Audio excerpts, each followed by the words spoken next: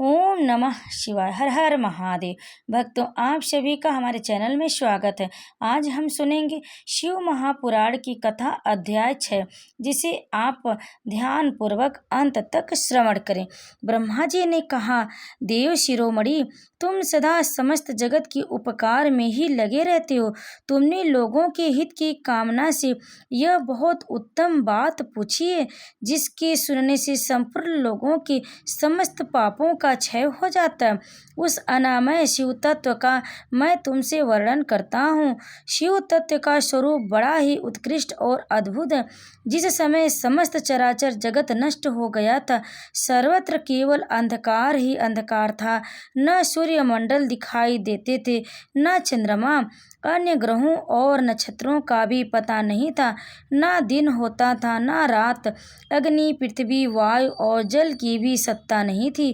प्रधान तत्व अव्याकृत प्रकृति से रहित सूना आकाश मात्र शेष था। दूसरे किसी तेज की उपलब्धि नहीं होती थी। अदृश्य आदि का भी अस्तित्व नहीं था। शब्द और स्पर्श भी साथ छोड़ चुके थे। गंध और रूप की भी अभिव्यक्ति नहीं होती थी। रस का भी अभाव हो गया था। दिशाओं का भी भान नहीं होता था। इस प्रकार सब ओर निरंतर सूची भेद घोर अंधकार फैला हुआ था। उस समय तत्सद ब्रह्मा, इस श्रुति में जो सत सुना जाता है, एकमात्र वही शेष था। जब वह ऐसा जो इत्यादि रूप से निर्दिष्ट होने वाला यह जगत नहीं था, उस समय एकमात्र वह सत्य ही शेष था, जिसे योगीजन अपने हृदयाकाश के भीतर निरंतर देखते हैं। वह सत्य तत्व मन का विषय नहीं है। वाणी की भी वहाँ तक कभी पहुँच नहीं होती। वह नाम तथा रूप रंग से भी शून्य है। वह न स्थूल है, न कृत, न लघु है, न गुरु। उसमें न कभी वृद्धि होती है, न हास। श्रुति भी उनके विषय में चकित भाव से है। इतना ही कहती है, अर्थात उसकी सत्ता मात्र का ही निरूपण कर पाती है। उसका कोई विशेष विवरण देने में असमर्थ हो जाती है। वह सत्य ज्ञान स्वरूप अनंत परमानंद में परम ज्योति स्वरूप अपरमेय आधार रहित निर्विकार निराकार निर्गुण योगी गम्य सर्वव्यापी का एकमात्र कारण निर्विकल्प निरारंभ माया शून्य उपद्रव रहित अद्वितीय अनादि अनंत संकोच विकास से शून्य तथा चिन्मय है। जिन पर ब्रह्मा के विषय में ज्ञान और अज्ञान से पूर्ण उक्तियों द्वारा इस प्रकार ऊपर बताए अनुसार विकल्प किए जाते हैं, उनसे कुछ काल के बाद सृष्टि का समय आने पर द्वितीय की इच्छा प्रकट की। उसके भीतर एक से अनेक होने का संकल्प उदित हुआ। तब उस निराकार परमात्मा ने अपने लीला शक्ति से अपने लिए मूर्ति आकार की कल्पना की। वह मूर्ति संपूर्ण ऐश्वर्य गुणों से संपन्न सर्वज्ञानमयी शुभ स्वरूपा सर्वव्यापिनी सर्वरूपा सर्वदर्शनी सर्वकारणी सबकी एकमात्र वंदनीय सर्वध्या सब कुछ देने वाली और संपूर्ण संस्कृतियों का केंद्र थी। उस शुद्ध रूपिणी ईश्वर मूर्ति की कल्पना करके वह अद्वितीय अनादि अनंत सर्व प्रकाशमय चिन्मय सर्वव्यापी और अविनाशी पर ब्रह्मा अंतरहित हो गया। जो मूर्ति रहित पर ब्रह्मा है, उसी को मूर्ति भगवान सदाशिव अवार्चनीय और प्राचीन विद्वान उन्हीं को ईश्वर कहते। उस समय एकाकी रहकर स्वेच्छानुसार विहार करने वाले उन सदाशिव ने अपने विग्रह में शिवम ही एक स्वरूप भूता शक्ति की सृष्टि की, जो उनके अपने श्री अंग से कभी अलग होने वाली नहीं थी। उस पराशक्ति को प्रधान प्रकृति गुणवती माया बुद्धि तत्व की जननी तथा विकार रहित बताया गया है। यह शक्ति अंबिका की कही गई है। उसी को प्रकृति सर्वेश्वरी त्रिदेव जननी नित्य और मूल कारण भी कहते हैं। सदाशिव द्वारा प्रकट की गई उस शक्ति की 8 भुजाएं हैं। उस शुभ लक्षणा देवी के मुख की शोभा विचित्र। वह अकेली ही अपने मुखमंडल में सदा एक सहस्त्र चंद्रमा की क्रांति शक्ति प्रकट करती है। नाना प्रकार के आभूषण उनके श्री अंगों की शोभा बढ़ाते। वह देवी नाना प्रकार की गतियों से संपन्न और अनेक प्रकार के अस्त्र शस्त्र धारण करती है। उनकी खुले हुए नेत्र खिले हुए कमल के समान जान पड़ते हैं। वह अचिंत्य तेज से जगमगाती हैं। वह सबकी योनि है और सदा उद्यमशील रहती है। एकाकिनी होने पर भी वह माया संयोग वशात अनेक हो जाती है।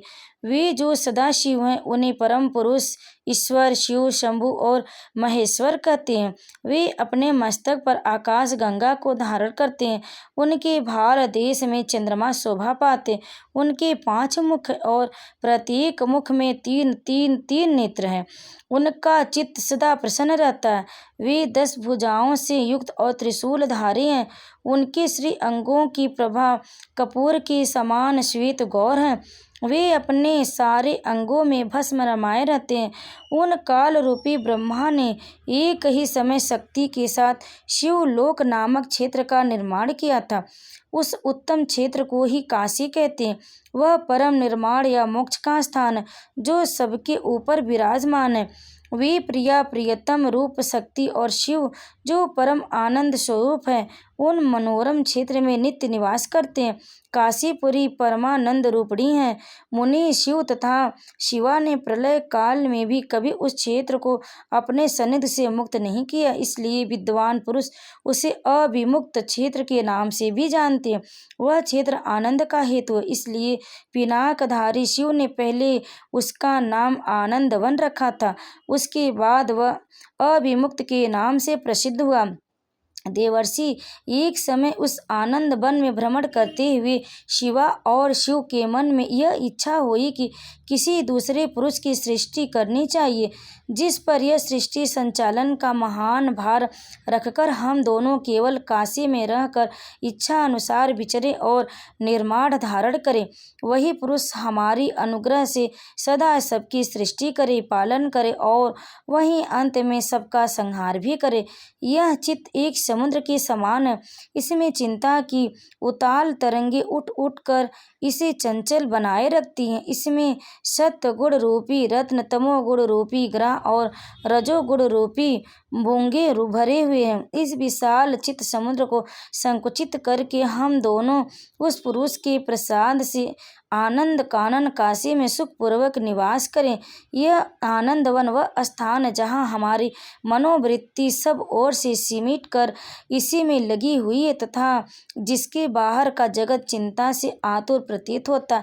ऐसा निश्चय करके शक्ति सहित सर्वव्यापी परमेश्वर शिव ने अपने वाम भाग से 10वें अंग पर अमृत मल दिया। फिर तो वहाँ से एक पुरुष प्रकट हुआ जो तीनों लोकों में सबसे अधिक सुंदर था। वह शांत था। इसमें सत्व गुण की अधिकता थी तथा वह गंभीरता का अथाह सागर था। मुन्ने क्षमा नामक गुणों से युक्त उस पुरुष के लिए ढूंढने पर भी कहीं कोई उपमा नहीं मिलती थी। उसकी कांति इंद्रजील मणि के समान थी। उसके अंग अंग में दिव्य शोभा छिटक रही थी और नेत्र प्रफुल्ल कमाल के समान शोभा पा रहे थे। श्री अंगों पर स्वर्ण की कांति वाले 2 सुंदर रेशमी पीताम्बर शोभा दे रहे थे।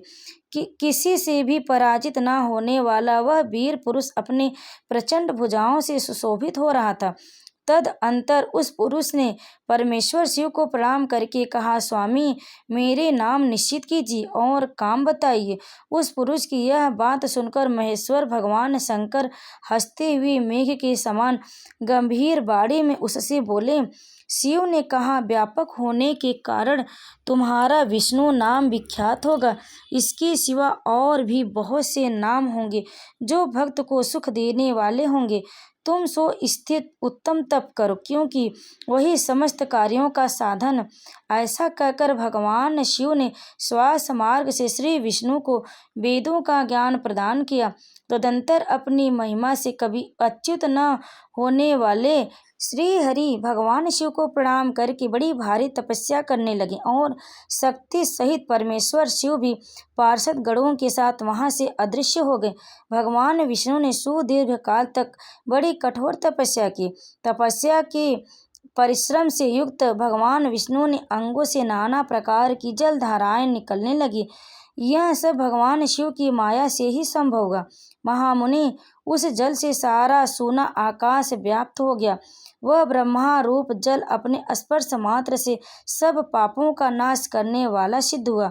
उस समय थके हुए परम पुरुष विष्णु ने स्वयं उस जल में शयन किया। वे दीर्घ काल तक बड़ी प्रसन्नता के साथ उसमें रहे। नार अर्थात जल में शयन करने के कारण उनका नाम नारायण, यह श्रुति समस्त नाम प्रसिद्ध हुआ। उस समय उन परम पुरुष नारायण के सिवा दूसरी कोई प्राकृतिक वस्तु नहीं थी। उसके बाद ही उन महात्मा नारायण देव से यथासंभव सभी तत्व प्रकट हुए। महामते विद्वान, मैं उन तत्वों की उत्पत्ति का प्रकार बता रहा हूँ, सुनो। प्रकृति में मह तत्व प्रकट हुआ और महत्व 3 गुण। इन गुणों के भेद से ही त्रिविध अहंकार की उत्पत्ति हुई। अहंकार में 5 तन मात्राएं हुई और उन तन मात्राओं से 5 भूत प्रकट हुए। उसी समय ज्ञानेंद्रियों और कामेंद्रियों का भी प्रादुर्भाव हुआ। मुनि श्रेष्ठ, इस प्रकार मैंने तुम्हें तत्वों की संख्या बताई। इनमें से पुरुष को छोड़कर शेष सारे तत्व प्रकृति से प्रकट हुए, इसलिए सब के सब जड़ हैं। तत्वों की संख्या 24 है। उस समय एकाकार हुए 24 तत्वों को ग्रहण करके नारायण भगवान शिव की इच्छा के रूप से ब्रह्म रूप जल में सो गए। ओम नमः शिवाय। अगले अध्याय में आप आगे की कथा अवश्य सुने। आप सभी पर शिव पार्वती कृपा सदैव बनी रहे। ओम नमः शिवाय।